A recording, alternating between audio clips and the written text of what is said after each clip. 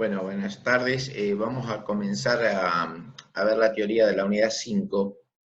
Es una unidad muy interesante el programa porque nosotros tenemos que aprender fundamentalmente cómo se organizan, en este caso las empresas. La palabra organización nosotros la usamos bastante, no solamente para definir digamos, a las empresas, a las instituciones como entes, sino que definimos también el vocablo organización como un proceso dentro de la administración, donde habíamos dicho, bueno, en el rol de etapa del proceso administrativo, organizar significaba dividir el trabajo, asignar funciones, repartir de alguna manera la tarea que cada uno iba a hacer dentro de la empresa, reconocer los roles, reconocer las jerarquías. Y en esta acepción, no como definición del ente, sino como la función de dividir las tareas, es como nos vamos a referir hoy al vocablo organización. Concretamente vamos a analizar lo que llamamos la estructura organizativa, es decir, cómo está compuesta la organización desde el punto de vista de la división del trabajo, de las relaciones de autoridad, de poder, y cómo se coordinan todas esas relaciones dentro de la organización. Entonces, acá en el planteo de la charla, vamos a definir algunas cosas como, por ejemplo, bueno, qué es la verdadera estructura organizativa, qué partes la componen, y la idea es conseguir algunos de estos objetivos hacia ustedes que les quede claro, por ejemplo, cómo funcionan las organizaciones por dentro, que puedan identificar las distintas funciones o cuáles son los procesos que van ligando un departamento con otro para poder entenderse y para poder trabajar juntos y para poder conseguir resultados. Así que bueno, el sentido del objetivo de la clase ahí está planteado y voy a comenzar a darles este mapa conceptual. No se preocupen si ven muchos cuadritos y parece un poco inentendible, pero de todas maneras, quizás en vez de verlo ahora, véanlo cuando termine la charla o más adelante, de tal manera que ya cuando sepamos más o menos qué son algunos de estos vocablos, podamos identificar este mapa. Pero sí, a grandes rasgos, aquí está como el resumen de la clase de hoy. Vamos a conversar entonces un poco en lo que significa la estructura de una empresa. Yo básicamente cuando hablo de estructura estoy hablando de la división del trabajo y de la coordinación de los distintos órganos que conforman a la empresa. Cuando digo coordinación de órganos me refiero a, bueno, cómo se comunican, cómo se relacionan, cómo se identifican cada una de las áreas que están dentro de la organización. Entonces, si tuviéramos que ensayar una definición, diríamos que estructura es un conjunto de relaciones. Es un conjunto de relaciones entre las distintas unidades y los puestos de trabajo de una organización que van determinando cuáles son las responsabilidades y las tareas de cada uno de ellos, para conseguir, como siempre decimos, los objetivos de la empresa.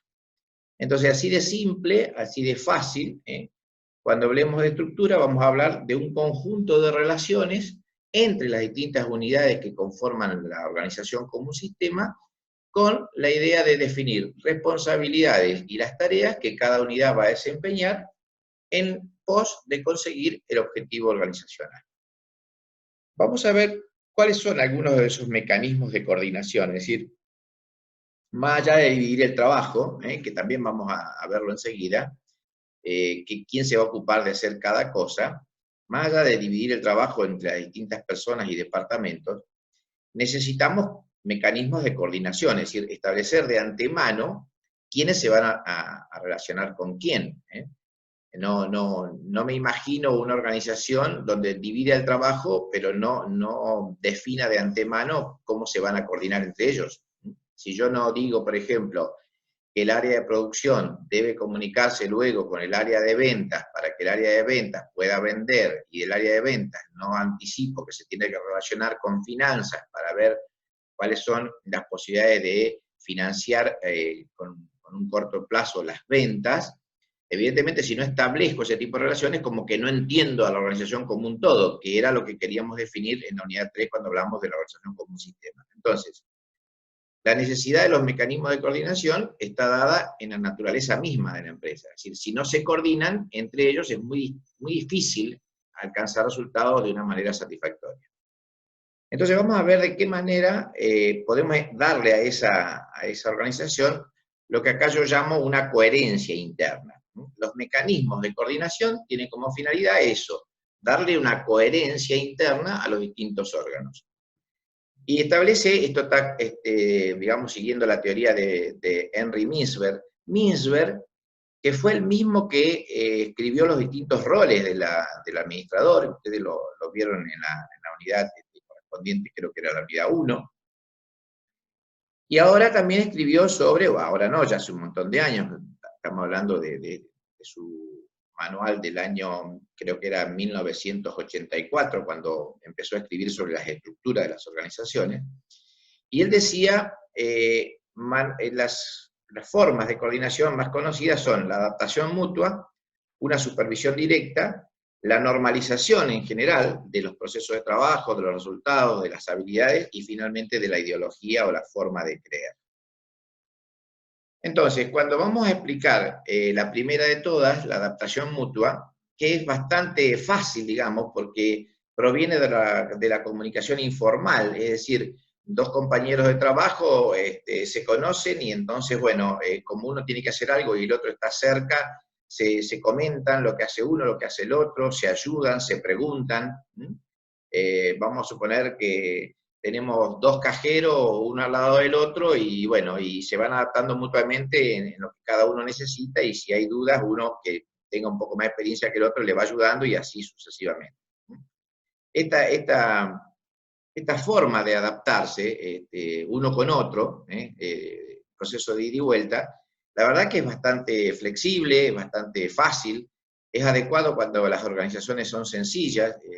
Muchas veces hay organizaciones que son complejas, pero también lo primero que se aprende es por adaptación mutua. Por ejemplo, si ni más lejos uno entra a trabajar, vamos a suponer, en un puesto de la Casa de Gobierno, y uno sabe que la estructura de la Casa de Gobierno es bastante compleja, sin embargo, los primeros días por donde uno se relaciona y se aprende es justamente por este criterio de adaptación mutua. Es decir, trato de, con el primero que tengo al lado, confraternizar e interiorizarme de ver cómo puedo hacer lo que debo hacer. Después está el mecanismo de coordinación de supervisión directa. Aquí ya interviene la autoridad, es decir, hay un jefe, que es el que se va a encargar de guiarme, el que por supuesto me va a dar órdenes, me va a controlar. Acá empieza a jugar la cadena de mando, es decir, cadena de mando significa jerarquía. Siempre que haya un subordinado, habrá un superior, que será el que le dará las órdenes, y lo va a controlar y le va a asignar una responsabilidad. Entonces, eso lo sabemos también de la unidad 1. Las organizaciones tienen jerarquías y tienen niveles. Cuanto más niveles tengamos, mayor jerarquización de la pirámide, nosotros también sabemos que eso significa mayor cantidad de jefes, mayor erogación en remuneraciones por asignación de responsabilidad, y también todo lo contrario, es decir, cuando tenemos pocos niveles, estamos en presencia de una pirámide más aplanada, y en ese caso por ahí es más sencilla o un poco más económica en cuanto a no tener que pagar tantas asignaciones por jerarquías. Cuando vamos a ver las normalizaciones que establece MISBE, por ejemplo, normalización, lo primero que nos da la idea es de permitir que un gran tamaño y una gran complejidad de la empresa se utilice complementariamente con otros mecanismos como los que vimos recién. O sea, lo que busco con la normalización es escribir normas que vayan sentando bases para que los procesos se hagan conforme a esas reglas. Eso es lo que trato de decir con normalización. Por ejemplo, normalización del trabajo. Determino bien el reglamento de cómo se tiene que hacer un trabajo, una tarea, una función. Y eso requiere poca supervisión directa y poca comunicación oral. Es decir, a medida que estandarizo, formalizo más el proceso de trabajo, menor nivel de supervisión directa o comunicación necesito con mi jefe porque está todo escrito. Simplemente necesito atenerme a la norma. Otra manera de normalizar son los resultados. Ya cuando las empresas van creciendo, se escriben normas sobre los resultados que queremos alcanzar y la forma de hacerlo. Se puede normalizar o escribir los reglamentos de las habilidades o las instrucciones de capacitación que cada uno va a recibir, cuándo la va a recibir, sobre qué temática. Y se puede inclusive hasta dejar escrito códigos o manuales de ética o de cultura interna, como para que todo el mundo sepa cuáles son las creencias y los valores que allí se comparten, qué es lo que se premia, qué es lo que se tiene prohibido, fundamentalmente tratando de escribir una letra que me lleve a compartir valores y a fomentar la lealtad del trabajador.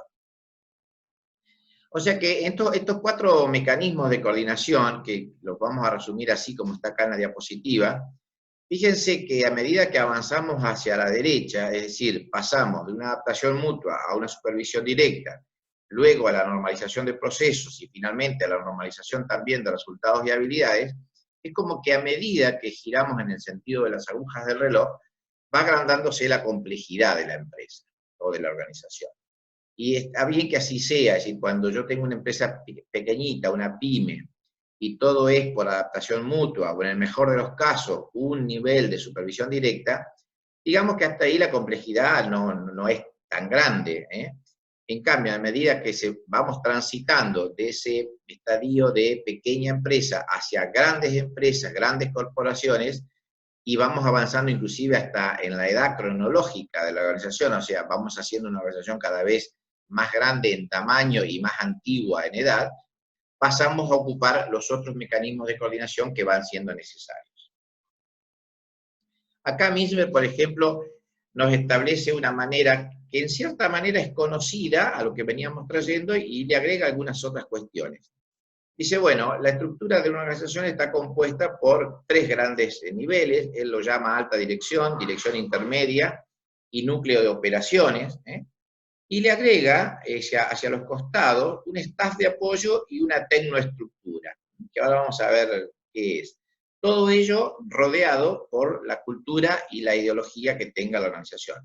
No nos olvidemos que siempre la cultura es un elemento que está influenciando permanentemente en el entorno de la organización. No es lo mismo tener una cultura innovadora, emprendedora, que tener una cultura conservadora o de aversión al riesgo. O sea, la manera en cómo creamos y en la manera en cómo nos comunicamos va a influenciar definitivamente también en la estructura. Empecemos por explicar lo que Misber hizo esta figura y le llamó, por ejemplo, al núcleo de operaciones. Él le llamaba ese el nivel de operación, el nivel de ejecución, o sea, aquellos que hacían las tareas básicas, como por ejemplo las líneas de producción, ventas, compras. Prácticamente estaba hablando de los operarios. La alta dirección, o sea, pasamos de la base a la cúspide, es aquello que Misber le llama ápice estratégico. O sea, estamos hablando de la alta dirección, como siempre explicamos nosotros. El decano, o el rector, o el presidente de la compañía, o el director general, o sea, siempre estamos hablando de los altos directivos. Y explica allí cuáles son las funciones de esta alta dirección. Velar por la unidad de la organización, o sea, que haya coherencia interna. Fundamentalmente, relacionar bien a la empresa con su entorno. Esto de la adaptación de la empresa al entorno es responsabilidad de la dirección superior, o de la alta dirección, dijera Misber, y son los que en definitiva van a terminar definiendo la estrategia de la organización. En los mandos medios, Misber se reserva, por ejemplo, a los directivos de la zona media, como vimos en su momento, y acá vemos divisiones, departamentos, secciones. Depende la altura de la pirámide, necesitaremos más o menos divisiones. Y es digamos, el resorte del medio, o el colchón o el pulmón del medio que relaciona el nivel de operativo con el nivel estratégico. Ese resultado de supervisión directa que se usa mucho acá en el control de la zona media, nosotros le vamos a llamar ángulo de control. Ahora vamos a explicarlo un poco mejor. Se le denomina tramo de control o ángulo de control a la cantidad de gente que tengo a cargo.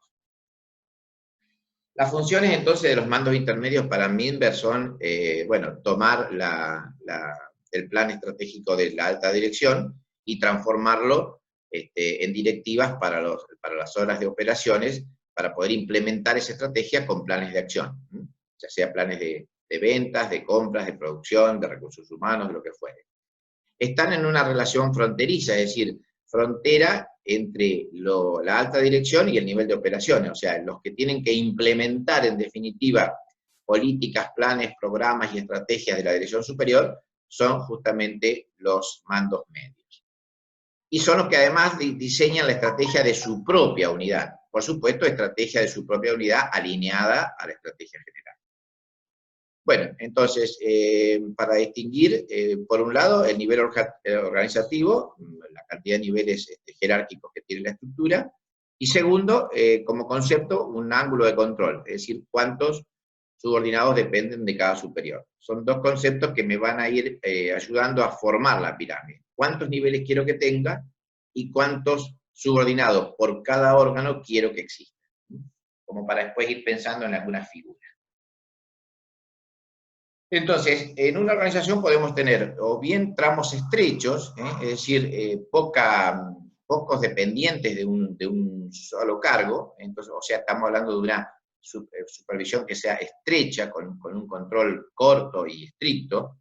Ahí la comunicación es rápida, tengo pocos subordinados a cargo, con lo cual los tengo a mano siempre, pero también esta forma de dividir con poca gente el trabajo, tiene la desventaja de que me implico yo mucho con el trabajo de los subordinados, es decir, casi que estoy mirando lo que están haciendo. Hay muchos niveles organizacionales, porque esto de que el tramo es corto, a partir de ahí se va ramificando la pirámide hacia abajo. Hay mucha distancia de esa manera entre el nivel más bajo y el más alto, porque si los tramos de control son angostos, estoy hablando de que estoy creciendo en la altura de la pirámide. Y termino, como decíamos hace unos minutos, con una estructura costosa. Ahora, cuando el tramo es más amplio, estoy en presencia de una estructura más plana, también con sus ventajas y sus desventajas. La ventaja, por ejemplo, bueno, en la proximidad que tenemos con el directivo, es decir, todos los subordinados de alguna manera pueden acceder a la palabra del directivo. Se favorece la iniciativa y la responsabilidad porque todo el mundo le puede hacer llegar una idea a su jefe. La estructura se hace bastante más comunicativa porque, insisto, todo el mundo puede participar y pareciera ser que, digamos, es una estructura un poco más ágil. De todas maneras, tiene desventaja. ¿Cuál es? Que para tomar decisiones hay cuellos de botella porque muchas veces todo el mundo reclama y hay uno solo que decide. A veces se puede perder el control, porque una persona sola por ahí no puede controlar a tanta gente al mismo tiempo, y requiere de una exigencia de directivos que estén bastante adecuados y capacitados para el puesto. Entonces, acá les dejo una comparación, digamos, entre dirigir con un tramo estrecho o dirigir con un tramo amplio. En algunos casos tendremos mayores responsabilidades, en otras menos, en algunos casos la comunicación será de una manera o de otra, a veces el control se facilita de una manera y se dificulta en la otra, en fin, no me voy a detener en explicarlo porque están muy gráficos en la diapositiva. Habíamos quedado como explicación previa de los elementos que Misber coloca dentro de la estructura a dos figuras que son los laterales de la pirámide, que él le llama tecnoestructura, y aclara, son los analistas, por ejemplo, y el staff de apoyo. A los analistas que coloca en la tecnoestructura, él los hace responsables de dictar todas las normas de procesos, habilidades y resultados, es decir, son los encargados de reglamentar los procesos. Y el staff de apoyo es todo lo que nosotros veíamos como asesores en estructura tradicional, llamémosle. Me acuerdo que en algún momento mencionábamos a los asesores contables, por ejemplo, que nos toca muy de cerca, y los relacionábamos, por ejemplo, con el gerente con una línea prepunteada en el organigrama, como para demostrar que esa no era una autoridad de línea, sino una autoridad asesora.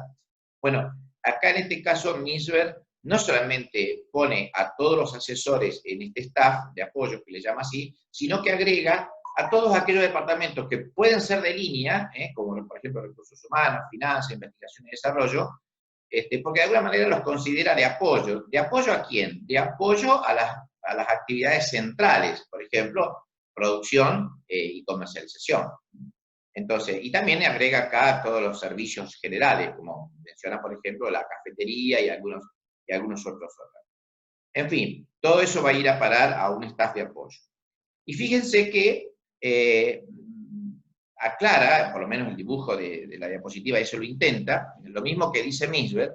Por un lado tenemos las unidades de línea, que es toda la pirámide central, llamémosle así, donde allí la supervisión es directa, y todo lo que ocurre en los niveles de staff de apoyo y de la tecnoestructura, en realidad son más vale perfiles de adaptación mutua, porque ellos lo que hacen son asesorar, apoyar y asistir al personal de línea.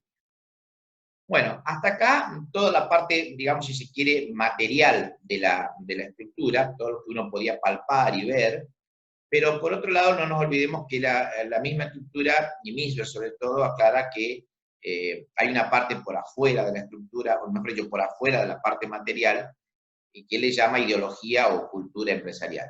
Y ahí está formado y rodeando a la estructura física todos los rituales, las creencias, las tradiciones, las costumbres, la manera de trabajar de cada uno de los integrantes de la empresa.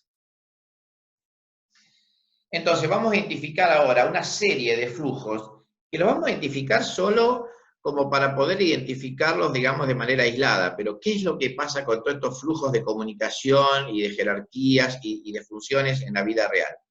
En la vida real es la explicación de cómo funciona una organización. Y a veces se superpone un flujo con otro, a veces la gente no recurre a quien tiene que recurrir, sino que recurre al que tiene más cerca o al que más confianza le tiene. Es decir, vamos a identificar flujos de información o de lo que fuere, pero que en definitiva en la vida real se mezclan en el día a día. Pero, por ejemplo, pensemos en el flujo más común, cómo se distribuye la autoridad. Bueno, es lo que más conocemos nosotros en el dibujo del organigrama. Así, cuando nosotros, pues lo vamos a practicar en las clases prácticas. Pero bueno, el organigrama en definitiva, me adelanto a definírselos, es un modelo estático, es un dibujo, que es estático como dibujo, pero en realidad es dinámico en cuanto a lo que quiere decir. O sea, lo que está representando el organigrama es esto que está acá, división del trabajo, quién depende de quién, cuáles son los niveles de la administración. Y allí sí, lo que más se observa en el organigrama son los mecanismos de supervisión directa, o sea, la relación subordinado-superior. Ahora hay otros flujos que por ahí nos interesan, y se llaman los flujos regulados. ¿Qué quiere decir?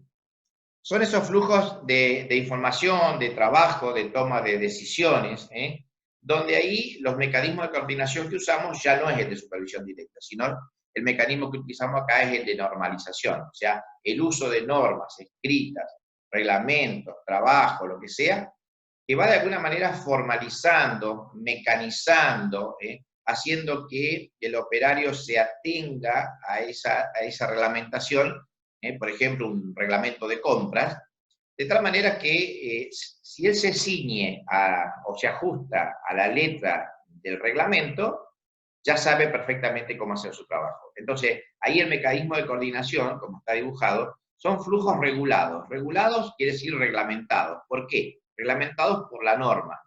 Estos flujos, al respetar la norma de cómo se tienen que trabajar ahí adentro, a través de decretos, ordenanzas, resoluciones, comunicaciones internas, toda esta normativa ayuda para que los flujos, digamos, puedan desempeñar el trabajo de mejor manera. Pero no son los únicos flujos. Hay otros flujos, por ejemplo, los de la comunicación informal. Y esto es lo que se produce casi en el día a día. ¿Quién se relaciona con quién en una organización? Y con el que tenemos al lado, con el que es amigo de antes, con el que en algún momento fuera de la empresa, no sé, salimos juntos o practicamos un deporte juntos. O sea, siempre la cuestión social entre una persona y otra ayuda a que estos canales llamados no oficiales, luego cuando vamos a trabajar en la empresa, seguimos con esta comunicación informal de relacionarnos. Entonces ahí vuelve, por ejemplo, como mecanismo de coordinación, pero ahora desde el plano informal, un proceso de adaptación mutua. Después podemos hablar de otros flujos, como son las constelaciones de trabajo, es decir, grupos o equipos formales o informales que por distintas circunstancias dentro de la empresa van trabajando juntos. por alguna cuestión que involucra a varios al mismo tiempo, por una coordinación, por una comisión que se haya formado, por un comité, inclusive hasta por un trabajo en equipo, como puede ser un equipo formal, organizado por la empresa, como se ve ahora en muchas empresas, el famoso comité de crisis. ¿Por qué? Porque estamos en una situación de crisis, entonces todas las áreas de la organización de alguna manera empiezan a relacionarse y a formar trabajos comunes en pos de una causa común, como en este caso la crisis. Bueno, ahí se ven en ese caso constelaciones de trabajo, o sea, gente que por organigrama quizás no debería relacionarse, pero puesto a trabajar en comité de crisis, es como que se rompen un poco las líneas jerárquicas y se forman otras relaciones. Y finalmente también en la parte superior de esta diapositiva vamos a mostrar un flujo de decisiones. Ustedes ya más o menos lo saben, porque hemos venido hablando de estos temas. Decisiones estratégicas, decisiones tácticas y decisiones operativas. Entonces, si en definitiva, fíjense la figura de abajo que es bastante, digamos, difícil de entender, es como una gran superposición de todos los flujos. Esto es lo que pasa en la vida real de la organización. Se me superponen los flujos de autoridad con las relaciones, con las jerarquías, con las configuraciones estructurales, con lo formal, con lo informal, y bueno, cuando uno mezcla todos al mismo tiempo, si los mezcla en la vida real ya están mezclados, pero si los tuviera que dibujar mezclados, quedaría esa figura así como que está ahí abajo, de cómo funciona realmente una organización. Y otra cuestión que resaltaba Misber es la gran distinción entre cómo es los grandes tipos de estructura. Misber nunca dejó de marcar la gran influencia que hay entre el entorno y la empresa. Él siempre decía que la estrategia y la estructura van a poder definirse, pero siempre depende del entorno o la contingencia que el entorno me ofrezca como oportunidad o como amenaza.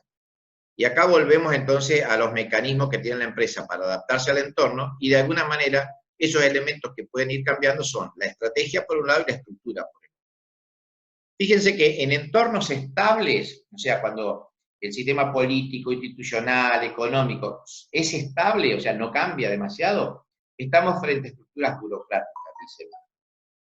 Y cuando estamos en entornos dinámicos, donde la calidad institucional, la economía, la política tienen un gran movimiento, eso él le llama, digamos, entornos dinámicos, y acá las estructuras son más orgánicas. Entonces las divide a las estructuras en dos grandes tipos.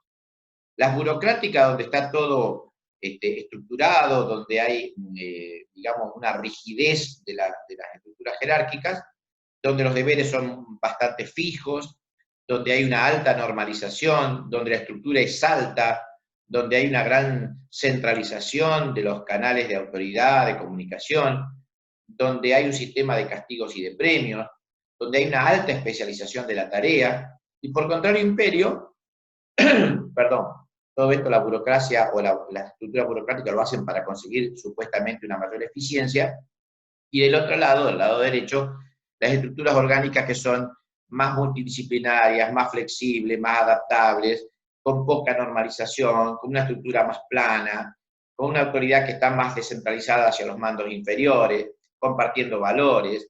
Entonces, todo esto me lleva a una estructura de flexibilidad. Entonces, para marcar así los dos grandes tipos de estructuras que definió Misber. Vamos a mirar ahora varios tipos de configuraciones estructurales. Ahora, y quizás en otra clase también sigamos identificando tipos de configuraciones. En algún momento nos planteamos, siguiendo a Misber, ¿cuáles son las configuraciones más eficaces? O sea, de todas esto que estamos viendo ahora. Bueno, la respuesta es, digamos, con dos supuestos. Primero, van a ser más eficaces aquellas que logren mejor consistencia entre la exigencia que le plantea el entorno, estos son los factores de la contingencia, y las dimensiones estructurales que tenga la empresa. O sea, acá tendremos dimensiones estructurales más grandes o más pequeñas en función de de lo que pase afuera, en función de los factores de la contingencia. Y volvemos a expresar algo ya muy conocido. Lo que va a resultar de la estrategia, y en este caso de la estructura, es el nivel de adaptación que tengamos con el entorno. Vamos a distinguir entonces ahora estos 5 tipos de configuraciones estructurales. ¿Por qué yo le llamo ya ahora, y la mayoría de los autores también, ya no hablamos de tipos de estructura solamente, sino que hablamos de configuraciones, es decir, conjunto de relaciones. Por ahí la palabra configuraciones define más, digamos, todo el conjunto de relaciones que está en una estructura. Entonces, por ahí muchos autores, para no dar una idea de rigidez, pasa a hablar directamente de configuraciones estructurales, y no solamente de estructuras. Entonces, si hablamos de tipos de configuraciones, vamos a hablar entonces de la estructura simple, la burocrática de carácter mecánico, la burocracia profesionalizada, la estructura divisionalizada y la estructura adocrática o adocracia.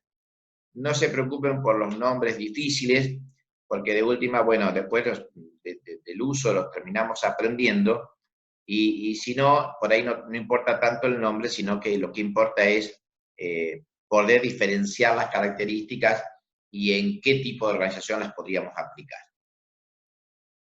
Por ejemplo, empecemos con la estructura simple. Una estructura simple, por ejemplo, tiene una centralización muy alta, o sea, está todo, la decisión tomada centralizada en el dueño. La complejidad es baja, porque la estructura es horizontal y vertical, pero de pocos niveles. Y la formalización, o sea, el grado de cantidad de normas, llamémosle así, es bajo. Con lo cual estamos en presencia, entonces, justamente se llama simple, porque si bien está centralizada la dualidad para tomar decisiones en el nivel alto, después hay poca complejidad, poca formalización de normas, entonces esto se hace más simple. Ya todo el mundo, cuando uno mira este tipo de estructura, siempre está pensando en algo sencillo, en una pyme o en una estructura de tipo familiar. Y es realmente así, ¿cierto? O sea, se aplica a organizaciones pequeñas, jóvenes, flexibles más que nada, que se adaptan rápidamente, y uno a esto lo reconoce dentro de lo que es la pyme, y inclusive no solamente la pyme, sino también la pyme familiar. Pensemos en la otra ahora, en una estructura burocrática de carácter mecánico. Ya el nombre más o menos nos va diciendo algo. Burocracia, centralización alta, complejidad alta, porque hay una gran división de tareas, horizontal y vertical. Hay muchos niveles jerárquicos, directivos, analistas, supervisores, y la formalización también es alta. O sea, hay gran cantidad de reglas, normas escritas para que las tareas se hagan cada vez más eficaces. Entonces, fíjense que acá pasamos a tener todo alto, la centralización, la complejidad y la formalización. Entonces, acá ya estamos en presencia de organizaciones que tienen procesos de trabajo que son muy repetitivos, están bastante estandarizados, son organizaciones ya maduras, o sea que tienen mucho tiempo de trabajo y de existencia, requieren para trabajar en un entorno que sea estable, y acá, por ejemplo, lo que primero se nos viene a la cabeza, bueno, es el sector público, las grandes corporaciones, las grandes empresas, ya sean nacionales o multinacionales, que están trabajando con configuraciones de tipo burocrático. Vamos a ver ahora la burocracia, pero no, como decíamos recién, sino un tipo de burocracia distinta, la profesionalizada. Obviamente, la misma palabra lo indica, acá aparecen, digamos, con un gran peso los profesionales. Acá la centralización, fíjense, al contrario imperio de lo anterior, es baja. Los miembros son profesionales, que se involucran. El profesional prácticamente decide el trabajo que va a hacer, por eso el profesional tiene lo que se llama el poder de experto, porque él sabe de la materia que está trabajando. La complejidad es alta, porque requiere mucho conocimiento, mucha habilidad, mucha técnica. Se requiere de un gran componente administrativo, y la formalización también es alta. También requiere que los procesos estén escritos, estandarizados, y por supuesto, al ser todos profesionales, se trabaja con un lenguaje y un nivel de educación y de profesionalización alto. ¿Quiénes estarían cerca de ocupar una configuración de este tipo? Bueno, primero que siempre estamos hablando, si hablamos de ambientes burocráticos, tenemos que pensar que son ambientes estables, complejos, ¿eh? Donde es difícil innovar, ¿eh? Entonces allí necesitamos profesionales capaces e idóneos, ¿eh?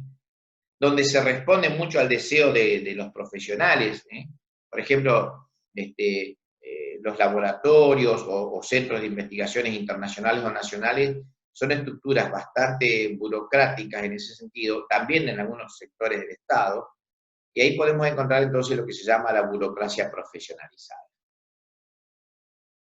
Después tenemos otra cuarta configuración que le llamamos la divisionalizada. Y en este caso estamos pensando en grandes empresas con muchas divisiones. Y las divisiones se fundamentan en que son todas bastante distintas unas de otras. Entonces, es una estructura que está centralizada,